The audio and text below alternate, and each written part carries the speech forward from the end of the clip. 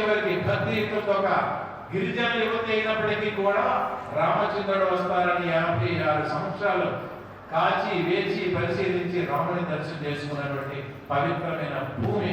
కాబట్టి ప్రియమైనటువంటి హిందూ ఆత్మబంధువులారా, ఈ రోజు ఉంటామో లేకుంటామో, మరొక గడి ఉంటామో మనకు తెలియదు. ఉన్నప్పుడే మనం ఏం చేయాలని ప్రతి ఒక్కరు స్థిరమైనటువంటి నిశ్చయం తీసుకోండి. ఆనాడు పెద్దవాళ్ళ దేవాలయాలు నిర్మించకపోతే ఈనాడు మనం అన్నవరంలో అన్నవరంలో సత్యనారాయణ స్వామిని దర్శించే వాళ్ళమా, ఏడుకొండలో వారిని దర్శించే వాళ్ళమా? వారి పెద్దలు నిర్మాణం చేయబట్టి ఈ రోజు దర్శనం చేశాం.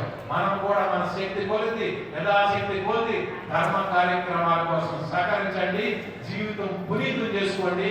భారత మాత ఒడిలో పుట్టినటువంటి ఒక భారతీయ యువకుడిగా, ఒక భారతీయ యువతిగా, ఒక భారతీయుడిగా మన పేరు నిలబెట్టుకున్నటువంటి ఆవశ్యకత ఎవరిస్తుంది.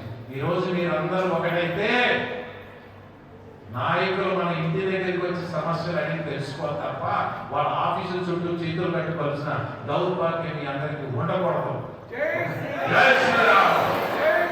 అందరూ కూడా కలిసికట్టుగా మీరు అయ్యా మా